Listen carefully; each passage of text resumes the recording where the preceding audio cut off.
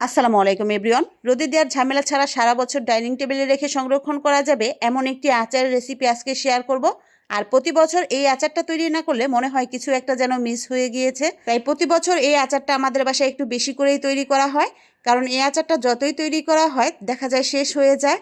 সবার কাছে এত বেশি পছন্দ। খিচুড়ি দিয়ে যারা আচার খেতে পছন্দ করেন তারা মাস্ট বি এই আচারটা একবার ট্রাই করবেন, কারণ এই আচারটা খিচুড়ি দিয়ে খেতে অনেক বেশি ভালো লাগে। পুরো ভিডিও ফলো করে আচারটি তৈরি করলে আমার বিশ্বাস আপনার কাছেও অনেক বেশি ভালো লাগবে। আর ভালো লাগলে চ্যানেলটি সাবস্ক্রাইব করে রাখার অনুরোধ রইল। আমের আচারটি তৈরি করার জন্য প্রথমেই এখানে আমি আম নিয়ে নিয়েছি। এখানে আমি 5 কেজি পরিমাণ আম নিয়েছি, তবে আপনাদের বোঝার সুবিধার্থে এখানে আমি 1 কেজি রেশিও বলে দিচ্ছি।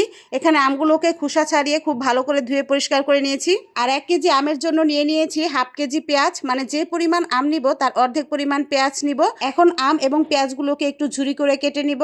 বটি অথবা নাইফের সাহায্যে এইরকম ঝুরি করে কেটে নিতে পারেন। আমি বটির সাহায্যে সবগুলো আম এবং পেঁয়াজ কেটে নিয়েছি। এখন নিয়ে নিচ্ছি সরিষা। এখানে হলুদ সরিষা হাফ কাপ এবং কালো সরিষা হাফ কাপ একসাথে মিশিয়ে নিয়েছি।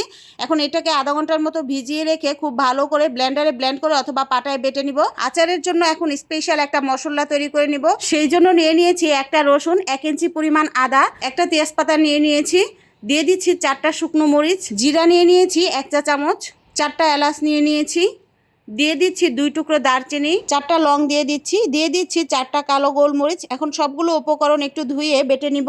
এখানে সবগুলো মশলা একটা ব্লেন্ডার জারে নিয়ে ব্লেন্ড করে নিয়েছি। আপনারা চাইলে পাটায় বেটে মশলা এবং সরিষাটাকে বেটে নিতে পারেন, যতটা সম্ভব একটু মিহি করে বেটে নেবেন। আচার তৈরি করার জন্য আর নিয়ে নিয়েছি লবণ আর লাল কাশ্মীরি মরিচের গুঁড়ো। এখন আগে থেকে কেটে রাখা আমের সাথে সবগুলো মশলা দিয়ে দিব। দিয়ে দিচ্ছি 1 চা চামচ লবণ, 1 চা চামচ লাল মরিচের গুঁড়ো, আচারের স্পেশাল মশলা দিয়ে দিচ্ছি 1 চা চামচ পরিমাণ, সরিষা বাটা দিয়ে দিচ্ছি 1 চা চামচ পরিমাণ, সাথে দিয়ে দিচ্ছি কুচি করে রাখা পেঁয়াজগুলো। এখন সবগুলো উপকরণ খুব ভালো করে মেখে নিচ্ছি। আর এখানে যে মশলার অনুপাতটা আমি বলেছি তা 1 কেজি পরিমাণ আমের অনুপাতে বলেছি। আপনারা যেই পরিমাণ আচার ব্যবহার করবেন তার অনুপাতে মশলা কমিয়ে বা বাড়িয়ে নেবেন। আপনাদের বোঝার সুবিধার্থে এখানে আমি 1 কেজি পরিমাণ আমের অনুপাতে সবকিছু বলেছি। এখন আমগুলোকে রোদে শুকিয়ে নিব। যদি রোদের তাপমাত্রা অনেক বেশি থাকে তাহলে একদিন শুকালেই আমগুলো একদম পারফেক্টভাবে শুকিয়ে যাবে। আর যদি রোদের তাপমাত্রা কম থাকে সেক্ষেত্রে 2 দিন শুকাতে হতে পারে। এ পর্যায়ে আমগুলোকে খুব ভালো করে শুকিয়ে নিলে আচারটা সারা বছর ভালো থাকবে। আচার তৈরির পরে আর কোনো রোদে দেওয়ার ঝামেলা থাকবে না। আমার আমগুলো একদিনই শুকানো হয়ে গিয়েছে। এখন চুলায় একটা প্যান বসিয়ে দিয়ে দিচ্ছি সরিষার তেল। 1 কেজি আমের জন্য এখানে 1.5 কাপ পরিমাণ সরিষার তেল ব্যবহার করতে হবে। তেলটা হালকা একটু গরম হয়ে আসলে এখানে দিয়ে দিচ্ছি কালো জিরা, 1 চা চামচ পরিমাণ কালো জিরা ব্যবহার করবেন। শুকনো মরিচ দিয়ে দিব 3টি। যেহেতু আমার আমের পরিমাণ অনেক বেশি তাই এখানে আমি বাড়িয়ে দিচ্ছি।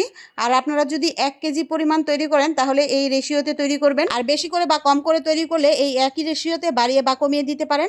এখন মরিচ এবং কালো জিরাটা একটু ভাজা হয়ে গেলে এখানে দিয়ে দিচ্ছি 1 চা চামচ সরিষা এবং 1 চা চামচ আগে থেকে বেটে রাখা সেই স্পেশাল মশলাটা। সবগুলো মশলা দিয়ে চুলার জালটা মিডিয়াম হিটে রেখে 2 মিনিটের মতো ভেজে নিচ্ছি। 2 মিনিট পর এখানে দিয়ে দিচ্ছি মরিচের গুঁড়ো।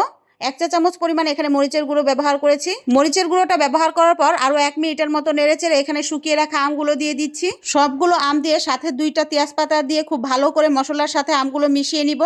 আর 10 মিনিট মিডিয়াম টু লো হিটে রান্না করে নিলেই একদম পারফেক্টভাবে এই পেঁয়াজের আচারটি তৈরি হয়ে যাবে। আর 1 কেজি আমের জন্য এখানে 1 টেবিল চামচ চিনি ব্যবহার করবেন। এই চিনিটা দেওয়ার ফলে আচারটা মোটেও মিষ্টি হবে না, কিন্তু খেতে টেস্টটা অনেক ভালো আসবে। এখন সবগুলো উপকরণ নেড়েচেড়ে খুব ভালো করে মিশিয়ে 10 মিনিটের মতো রান্না করে নিচ্ছি। 10 মিনিট পর আচারটা ঠান্ডা হয়ে গেলে একটি কাচের জারে আচারটাকে ভরে নিব। আর অন্য একটা প্যানে হাফ কাপ পরিমাণ সরিষার তেল খুব ভালো করে গরম করে নিচ্ছি।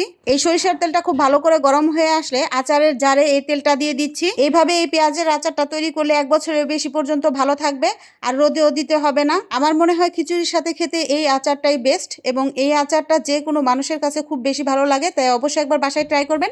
আর ট্রাই করে থাকলে আমাকে কমেন্ট বক্সে কমেন্ট করে জানাতে পারেন যে আপনাদের কাছে এই আচারটা কেমন লেগেছিল। সবাইকে অসংখ্য ধন্যবাদ জানিয়ে আজকের মতো বিদায় নিচ্ছি। আল্লাহ হাফেজ।